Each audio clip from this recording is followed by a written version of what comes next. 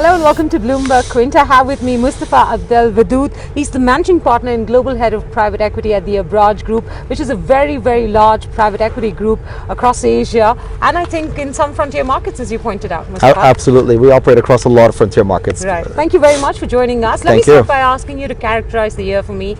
We have Trump, we have Brexit, we have developed markets doing better, developed economies rather doing better. Emerging economies may be taking a bit of a backseat today. Fund flows reversing course, the Fed raising rates. What's the outlook for the private equity industry this year then? Well, the way you painted it, there's a lot of complexities, and that is a fact in today's world. There are complexities, and there are risks, and there are challenges. But if you start to deconstruct some of the things you mentioned today, I think one takeaway from that is political risk is not only from our markets, the emerging markets, or what we call the growth markets. Brexit did not come from our markets. What is happening in the US has not come from our markets. 10 years ago with the financial crisis, that did not come from our markets. So I think the risks are global, they're different, they're varied, and I think agility is important in any industry. So you have to not lose sight of the long-term view, but recognize that there's going to be bumps and challenges along the way. And you mentioned quite a few of those, and I think the macro is extremely important, but as long-term investors as well, we look at the micro, so the individual opportunities that we invest in. Are we investing in the right businesses? Do we have the right management teams that can execute on their business plans? And are they, again, speaking of agility, agile enough to navigate some of the challenges that will come their way that they haven't planned for? That's important. And just one more comment on that.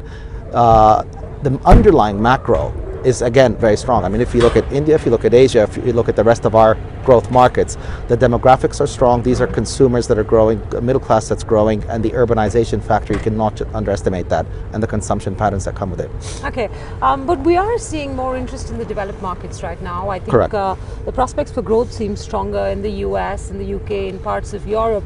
And while I'm not suggesting that invested money will move away from emerging markets, do you expect that fresh allocations will make their way more to the developed markets than emerging markets? I think what you see is with public markets, because the allocations are extremely dynamic and they can come in and out quickly because of liquidity, you are seeing that sort of reversal because of the perception of risk around emerging markets. It was only a year or two ago where we're seeing substantial currency depreciation, some macro headwinds, and a slowdown in growth. Right. But I think perspective is important. We talk about improved growth in the US and developed markets. The reality is it's still about half the growth of what's happening in the growth markets overall, or the emerging markets. So you've got to also recognize that increasingly, as a long-term trend, the growth markets are representing an increasing share of the world economy, and that's a trend line you should not be ignoring.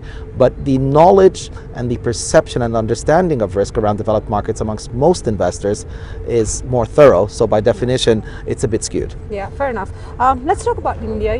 You said just $500 million invested in India. Correct. Why that little? Why not more? When will it change? Will that be this year? It should be more. The Indian opportunity is a tremendous one. I think we've been very deliberate in increasing our exposure. The bulk of that exposure has been in the past few years. I think India is a very relevant market in the context of everything else we're doing. But we also always wanted to have a differentiated strategy. We represent what we call partnership capital. We want to work alongside partners where we can be active in supporting the growth of a business and not passive investors. We try and filter for deals that have that kind of dynamic, and it's not often that we come across them.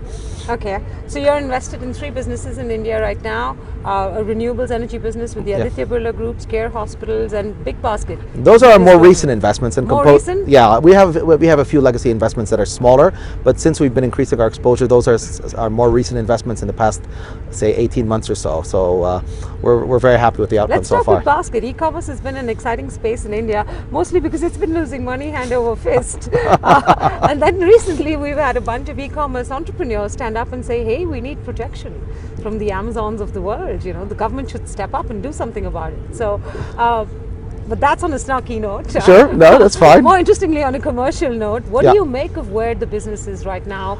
And what's the path to profitability, if at all? So scale is extremely important, and to deliver scale, the market is definitely there for scale, but you need the management teams and the business models to deliver that scale with a clear path to profitability. I think what we liked about Big Basket was the mindset from the beginning was around tight operations.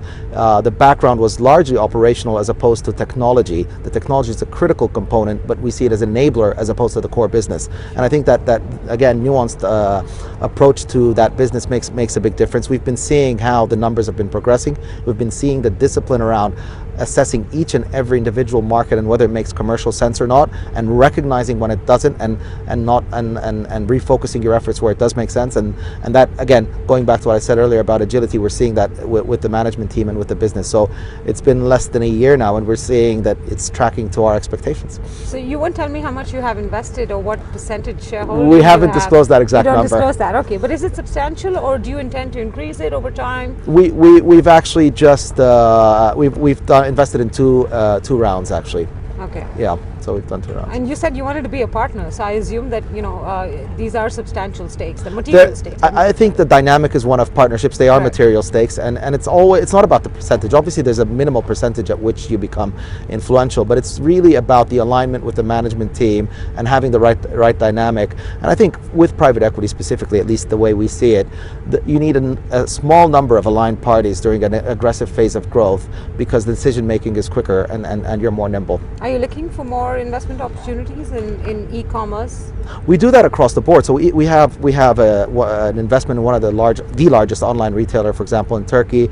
We have last mile fulfillment logistics in Southeast Asia. Not in India. We'll look at more. I mean, but again, we don't look at it as e-commerce. We look at it as retail that is tech enabled. So we are investors in growth. We are fairly late stage investors. We're not a VC. So it's businesses where we feel there's a very differentiated business plan, clear path to profitability. But we invest in a lot of traditional industries as well, including in India. We have healthcare and energy as well. Okay, renewable energy. It's an interesting space. We've seen a lot of investment come into India. We've seen prices come down, technology accelerate. What's the play there?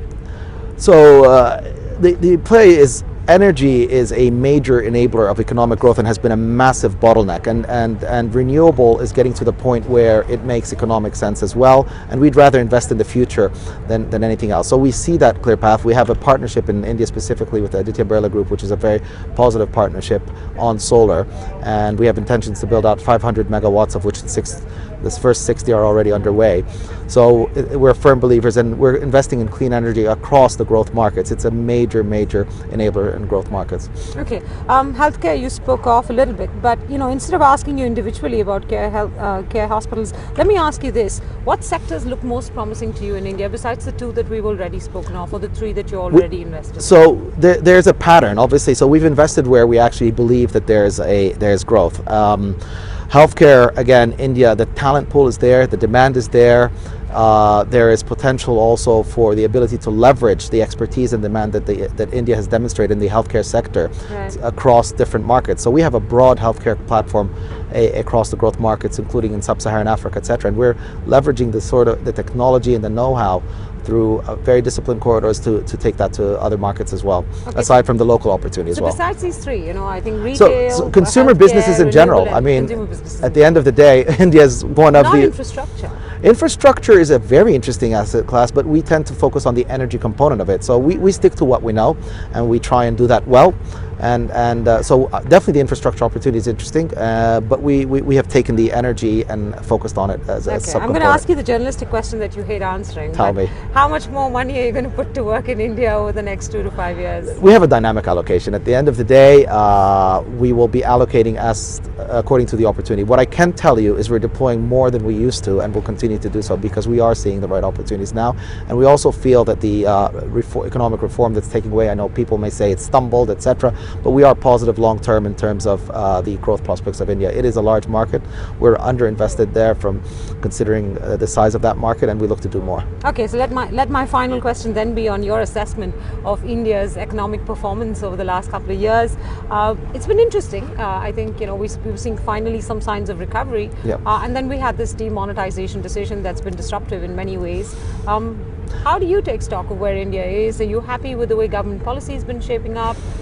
Growth has been coming about, or do you think that we've sort of kicked ourselves in the foot? I think managing economic reform is not easy. We can sit here and be very critical of it, but it's very different when you're in the hot seat and trying to implement change. So one has to recognize that in general. I think on demonetization specifically, yes, it comes with some disruption and some challenges. Is it the right decision long term? Absolutely. Can execution be better? Possibly, but easy to say here. It will benefit the economy overall going forward. I think India recognizes the need that private investment is what's going to drive growth. There'll be some, again, bumps along the way. We've seen those, and we'll move from there.